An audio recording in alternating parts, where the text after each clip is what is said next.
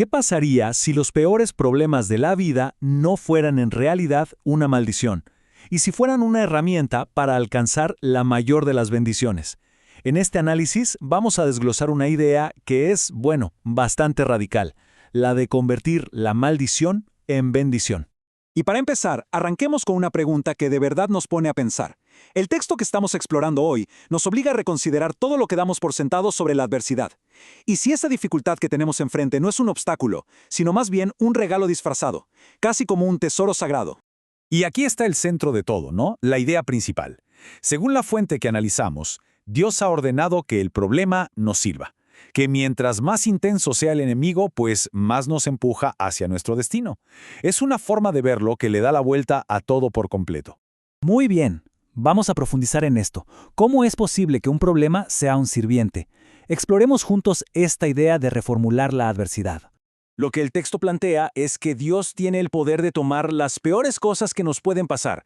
Hablamos de injusticias, demoras dolorosas, hasta traumas, y usarlas a nuestro favor. Ojo, no es que se ignore el dolor, para nada. La idea es que ese dolor puede tener un propósito mucho más grande, uno que quizás no vemos en el momento. Y para que esto quede más claro, el texto nos da varios ejemplos que son clave.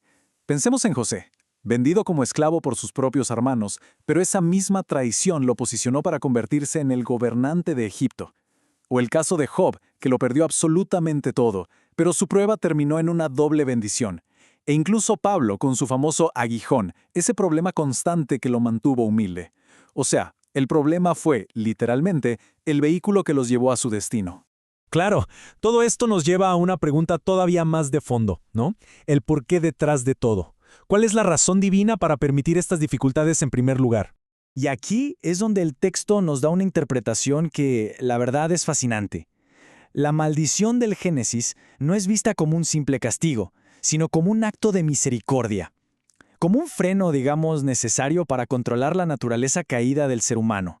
Usando el dolor y la adversidad como si fueran barreras de seguridad, para entendernos. Entonces, llamémosle freno de misericordia, tendría 4 objetivos súper claros, según lo que leemos. Primero, restringir nuestros peores impulsos. Segundo, mantenernos en el camino correcto. Tercero, enseñarnos sobre quién es Dios. Y finalmente, a través de la muerte, destruir esa naturaleza pecaminosa para dar paso a una resurrección perfecta e incorruptible. Entonces, la gran pregunta es, ¿para qué son las pruebas? Pues según el texto, son para varias cosas. Para revelar de qué estamos hechos realmente. Para ver si Dios es la verdadera prioridad. Pero, aquí viene lo más fuerte. También para ver si calificamos para tomar posiciones de autoridad que otros perdieron, como los ángeles caídos. Se trata de un entrenamiento para desarrollar virtudes como la fe y la paciencia. Y al final de todo, para que Dios tenga una respuesta ante sus adversarios.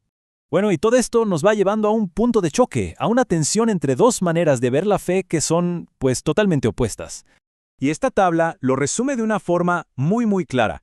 Por un lado, tenemos el Evangelio de beneficios. Este se pregunta, ¿qué gano yo con esto? Y busca la comodidad. Por el otro, el Evangelio de transformación, que pregunta, ¿qué es lo que Dios quiere? Este busca un cambio de carácter y entiende que el propósito eterno muchas veces requiere pasar por el fuego. El primero produce seguidores interesados, el segundo, una esposa gloriosa, usando las palabras del texto.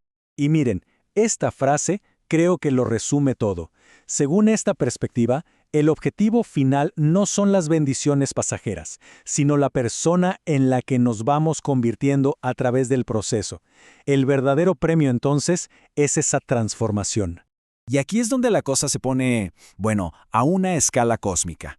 Porque no se trata solo de un crecimiento personal, no, hay algo muchísimo más grande en juego. Fíjense en esta comparación, que es clave.